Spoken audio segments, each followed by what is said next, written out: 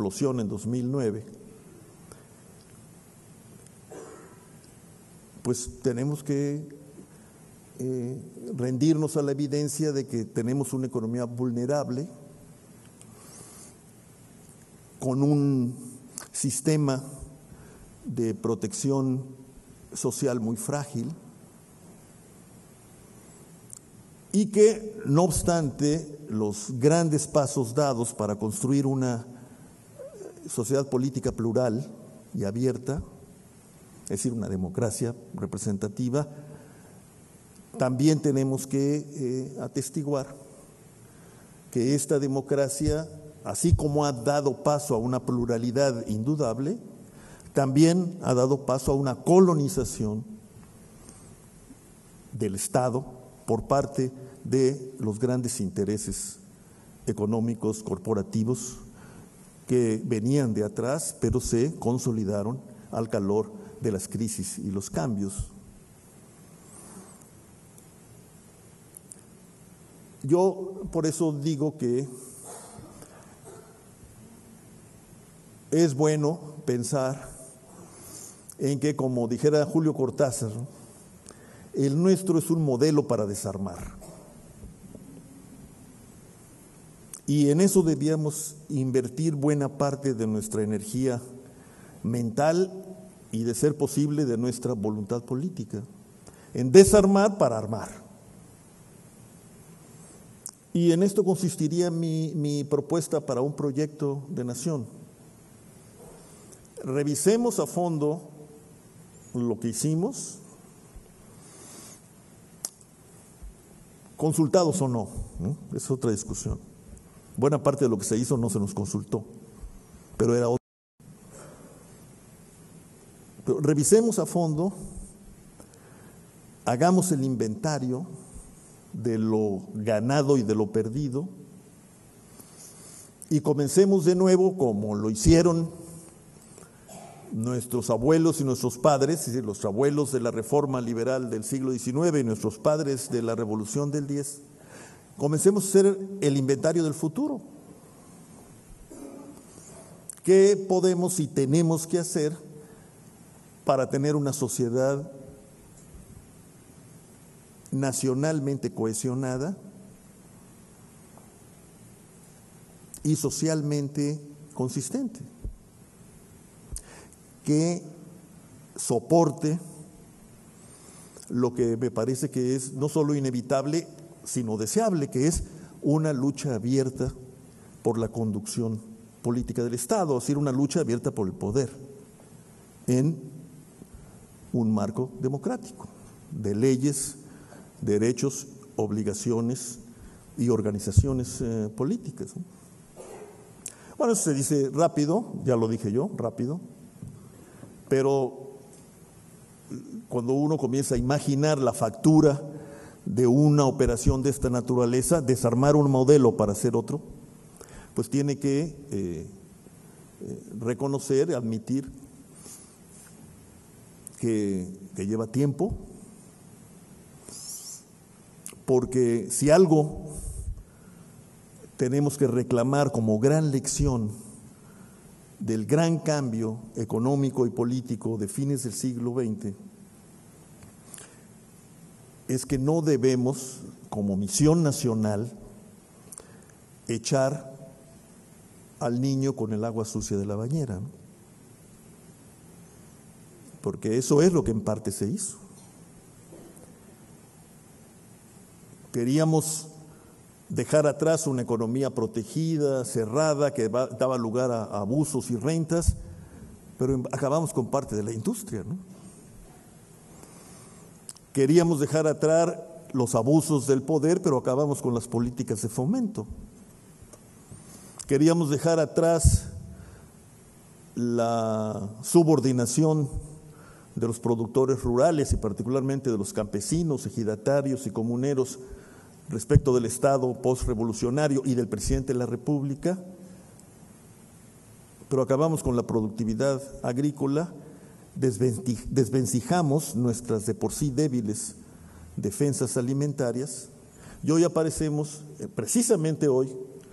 en el momento en que se anuncia una nueva crisis alimentaria mundial, como un país indefenso en la materia.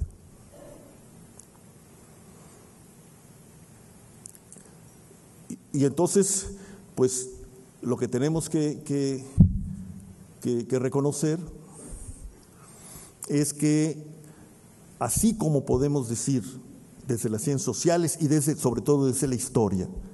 que el cambio es inevitable, sobre todo en la época moderna, en la época del capitalismo. El capitalismo es inconcebible sin cambio. Así como es inevitable, lo que es imperativo es tratar de modular el cambio. Es decir, tratar de, desde la sociedad y a través de la política, imponerle ritmos y cauces al cambio. Y eso es lo que yo pienso que no se hizo. Con la idea ilusoria de que el mercado dispondría, para bien de todos, la asignación de los recursos, la acumulación de capital y la distribución de los frutos del esfuerzo del desarrollo, así como se pensó en eso, tendríamos hoy que decir que la distribución de los frutos del esfuerzo económico no fue la adecuada, ni la requerida, y que los ritmos de crecimiento que produjo este mercado abierto y prácticamente sin intervencionismo ha sido del todo insuficiente, hasta dar lugar a lo que se dice en todos lados, que lo que hemos tenido en los últimos 30 años es un crecimiento económico mediocre, que algunos, pues un poco para provocar de más, llamamos estancamiento estabilizador, que nos ha llevado a una situación que yo resumiría en la idea de un gran divorcio entre la economía que construimos a través del cambio estructural y la demografía que se fue dando y transformando a partir de los años 70 del siglo XX. Voy a detenerme un poco en esto porque creo que es una de las claves para pensar en esto que Estela y sus compañeros nos han asignado como tarea, ¿no? Un proyecto de nación. A partir de los años 70 del siglo XX, en buena parte, aunque no exclusivamente, como resultado de lo que tal vez sea la única política de Estado de la que podamos presumir, la demografía comenzó a cambiar con mucha celeridad. Y en los años 80 y 90 del siglo XX, y hoy indiscutiblemente, México dejó de ser el país semiurbano, con mucha presencia rural, campesina, para convertirse en un país creciente e imponentemente urbano, y dejó de ser el país de niños, que tanto le gustaba caricaturizar, por ejemplo, a Abel Quesada, para convertirse en un país de jóvenes y jóvenes adultos, que es lo que es hoy México. Y aquí hay unas buenas muestras de lo que estoy diciendo, ¿no? Bueno, eso tiene implicaciones portentosas en cuanto a la organización del Estado, de la economía, de los servicios, porque aquí lo que tenemos es una biología a todo meter, ¿no? Dejamos también, en parte, aquella morbilidad como le llaman los especialistas, del atraso o del subdesarrollo,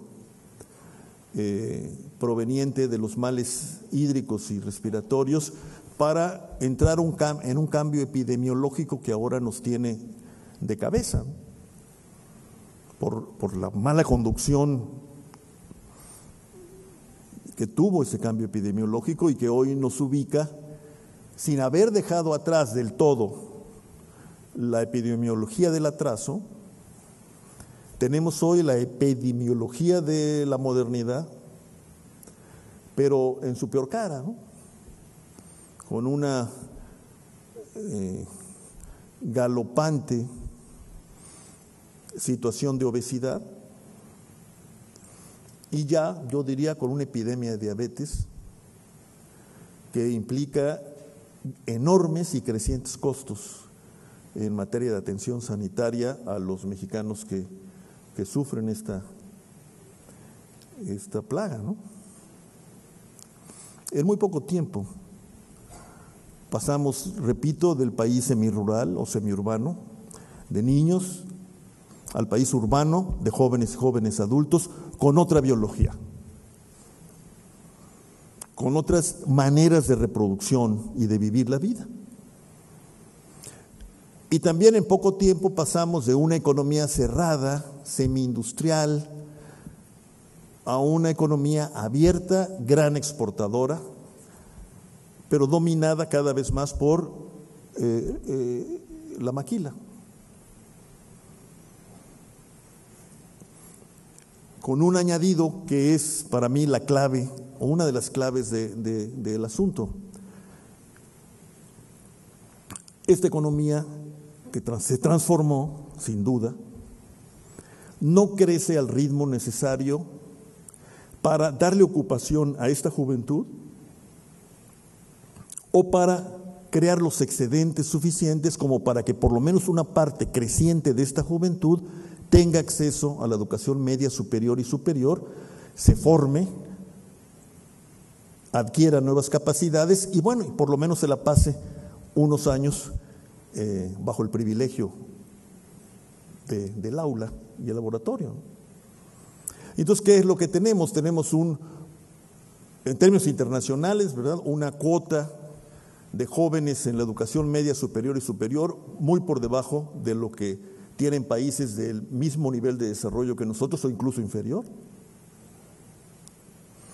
Y ahora como popularizó el rector de mi universidad, el doctor José Narro, el año pasado, al calor de unas elaboraciones que hizo un grupo de economistas, de mexicanos, convocados por él y del que yo formo parte, esta generación de ninis, ¿no?, de millones, 7 millones estiman algunos, de jóvenes que ni estudian ni trabajan y que según las encuestas de juventud, muchos de ellos ni estudian ni trabajan ni hacen nada, según responden a los encuestadores. Todos sabemos que sí hacen, ¿no? Y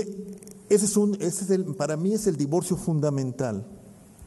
que resume nuestro reto y también el saldo del cambio en el que nos metimos a fines del siglo pasado. Y constituye el gran desafío para la democracia mexicana. El divorcio entre una demografía transformada y una economía transformada que no ha podido estar a la altura del cambio demográfico.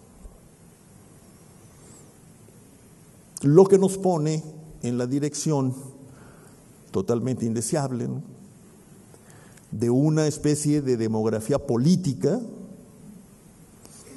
que, dada la fragilidad y precariedad de la democracia mexicana, que tiene muy poco tiempo,